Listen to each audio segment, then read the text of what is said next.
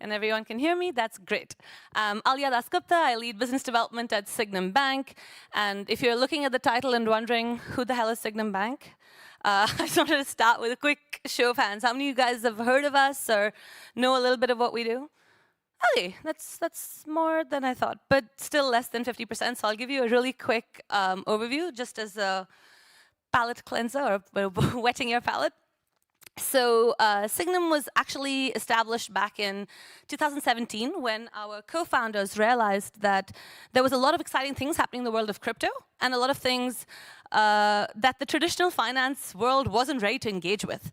And so back then, they already started working with FINMA in Switzerland, with MAS in Singapore, towards getting a banking license, which we finally received in 2019. And so Switzerland and Singapore we look at as our headquarters, but recently we've also gotten an investment service license in Luxembourg and a financial service license in ADGM in Abu Dhabi. So today we have over 3 billion in assets under administration and almost working towards 2,000 clients now. In terms of what we do, right? You're a bank. Why do you need to be a bank in crypto? But the first thing, of course, is that being a bank means that you get access to fiat, IBAN accounts in Swiss franc, euro, US dollar, Sing dollar, and more traditional banking services like asset management products, if you want to diversify your treasury, treasury management solutions, and of course, lending against your crypto assets. And of course, we're an institutional grade custody provider as well as a broker. And all of these things I can talk a lot about, but that's not really why you're here, because these are standard banking offerings. What is CeDeFi? So, but the last important thing I think that's really, especially after the year we had in 2022, that our clients are especially keen for us to reiterate as well, is that what differentiates us from a typical, a regulated financial service provider. So fully licensed banks are very hard to set up. There's not that many that are working in the crypto space, and that's for good reason. But regulated financial institutions, we have several in the space, and last year we saw sort of the difference between working with a bank versus working with, financial institutions. And the most important differentiator is essentially that all of your assets are held off balance sheet, which means that in the event that Sygnum screws up or if there's a bankruptcy proceeding or anything like this, you simply get your private keys handed back to you, and that's and they would never be used in any bankruptcy court or anything like this, which means your assets are your own, or they're just protected by Sygnum. And again, after 2022, this was an important differentiator for us in the market. So what do we do with DeFi, or how can we work with DeFi? The first sort of question is that the DeFi world kind of works, in its own sort of non-regulated space. It, by definition, can't be regulated at this point. And then you have a lot of players that are offering sort of more centralized gateways into it. But at Sygnum, we really have to think about how we can integrate these two worlds, or how we can find a way to come towards using the power of blockchain while still following the sort of rules and regulations that regulators are so fond of. So at Sygnum, we really like to say the future has heritage. And that is, of course, everyone wants to talk about a world where everything is tokenized and everything just happens really quick, on-chain, no problems. But the journey there is actually a little bit more deliberate. And the journey there involves working with the established regulatory concepts and frameworks and bringing together sort of the best of both these worlds. And so when you look at, in the world of DeFi, I mean, I don't need to tell anybody in this room, but what's really great is that it's inclusive, it's permissionless, but there are risks involved, right? Like if you lose your keys, it can be anonymous, which is not great if you're working with people who are sanctioned. But also, there's a lot of flexibility and immediate settlement. But on the CeFi side, we've got a very slow, segmented, multiple intermediaries. But we do have someone who you can call when you've lost the password to your account. And fundamentally, if you want institutions to play with you, you have to be able to show them how you are working within the regulated rule sets. And so how do we do this, right? So as I was thinking about the stock, I was thinking about the last 5 years that Sygnum's been around and the various steps we've taken along the way. And it's actually really funny because we think of ourselves as a bit slow-moving compared to DeFi or everything that happens in crypto. But actually, there was more topics than I could actually cover in this talk. So I'm going to try and cover as many as I can. The first and the most, I guess, obvious one is in ecosystem support. So what this means is, running validator nodes for different ecosystems, participating in their governance, and being that regulated voice, even in a sort of non-regulated space. The second is to support younger players with their fundraising options, helping them make sure that all of their fundraising is completely compliant and working within KYC rule sets, and also kind of helping them build those hubs and connections with players in the space. And then, of course, because custody and brokerage is our bread and butter, having all of these ecosystems supported with the traditional financial setup is something that they all actually really benefit from. So, like I said, first is like to be the network partner. Having access to crypto banking for all of these different players, I think, is something that I think everybody in this room really wants. And so we try and we work towards making sure that this is something that is available to them. And then because we are quite global now, right? I showed you on the different countries that we are regulated in. You're also able to leverage some of that network for your own growth. And again, working with the hubs that we have developed within the bank as well. So the second kind of point, right, is everyone's talking about liquid staking tokens. Everyone's talking about how we have different yield opportunities in the world of regulated staking solutions. So we're actually very proud to be the first bank in the world to offer regulated staking. So this means that in your regular banking setup, imagine logging into your UBS account or something, and then seeing your Ethereum there, which is already the first big step. But the second being also being able to stake that Ethereum, and then being able to see an overview of all of these staking positions with a tax report on how to report for all of these things, and then knowing that the counterparty that you're working with is super audited and constantly reviewed by the regulator, by the the amount of risk and compliance oversight that we have is not funny. And then being able to also participate in the governance of a network while still being within this regulated framework. So these are the assets we offer right now, but this is a constantly growing thread. This one is kind of interesting, right? I don't know if some of you saw the headlines from last year where MakerDAO actually had its first, or one of its first, quarters where they didn't actually make a lot of money, and this was because of the macro environment where you had a lot of increase in the bond yield, which meant a consequent decrease in the DeFi yield.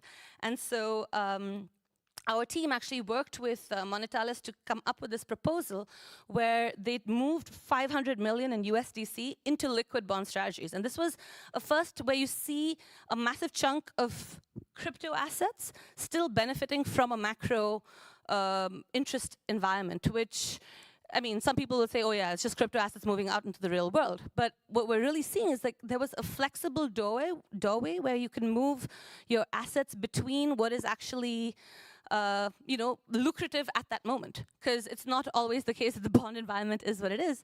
And tomorrow, let's say when the bond interest rates go back to like 1% or whatever, we can see the same sort of gateways already open for assets to move the other way.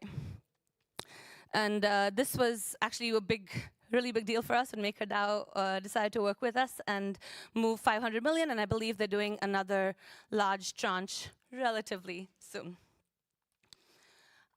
And this one, again, might be interesting for maybe some of the DeFi asset management solutions who are, or guys who are working on that sort of product in the room.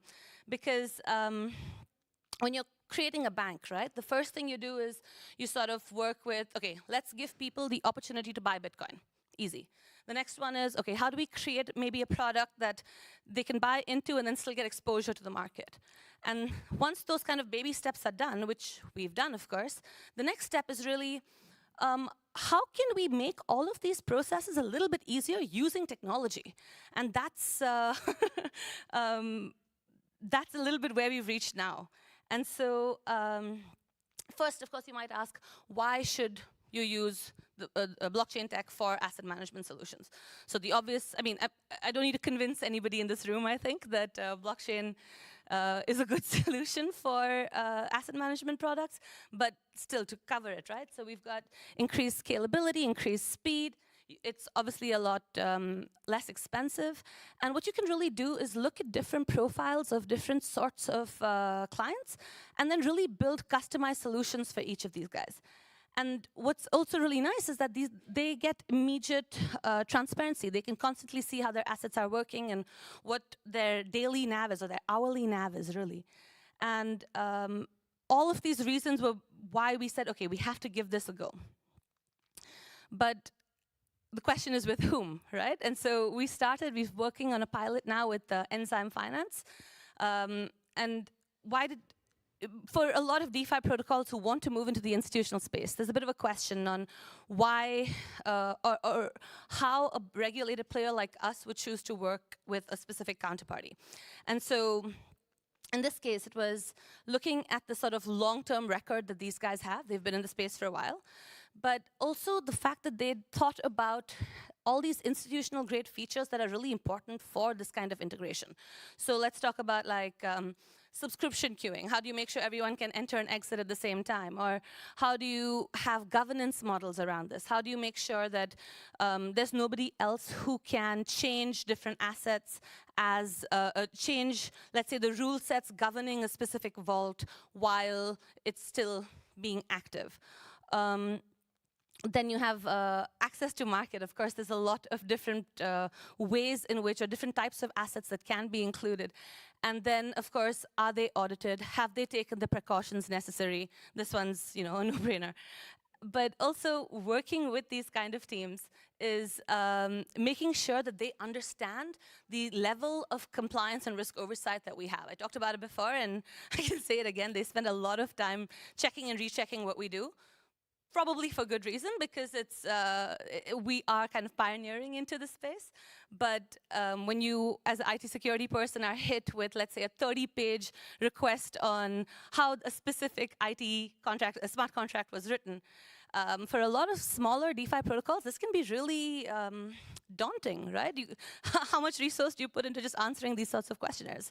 But working with Enzyme has been really, let's say, they've been really open to addressing all of these questions with us and taking on the adventure with us. That's not to say that we are, we've solved anything and now we can go live or anything like this. But hopefully at the end of this pilot, what we will have is some more answers on how these two worlds can work together. And then also potentially how we can roll this out on a more commercial, on a wider scale. And the last one that I'll talk about today is on social recovery. So I don't know if you guys caught Vitalik's talk earlier this afternoon. It was all about account abstraction. And one of the key topics around account abstraction is on social recovery, right? So if I lose access to my keys tomorrow, or let's say I die tomorrow, okay? Would my husband be able to get access to my assets? I think not. I've explained it to him 100 times, and it's just not a process I trust. And so it would be really good to have a third party, a trusted third party, who I can delegate this sort of trust to, where my husband can go and eventually get access to my assets. And so, especially after, again, last year, we saw there was this massive rise in non-custodial wallets where everyone is kind of bantering this, not your keys, not your crypto, no, which to some extent is true, but also just holding your own keys is not for everyone. Not everyone is responsible enough to take care of their own private keys.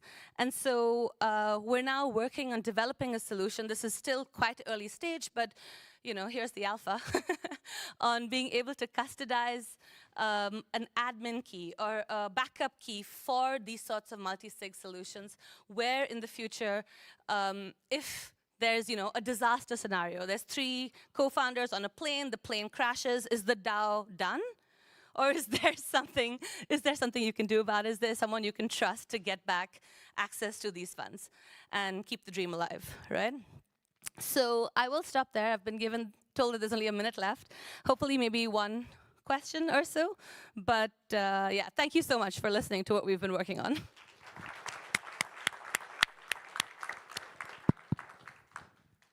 There is time for one or two questions.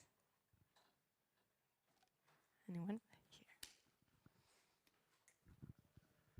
Hey, on the stacking product you mentioned, it's something that is actually released. Yes, yes, absolutely. It's live. And so how much usage do you have? Like how many customers? Like how is it taking off? I would say, especially since Chapella, we've had a massive increase in the number. I would say something like 30 to 40% of the ETH that's at Sygnum is staked. But don't quote me on that number. And I'm happy to find you on email afterwards and give you the actual number. Yeah. Oh.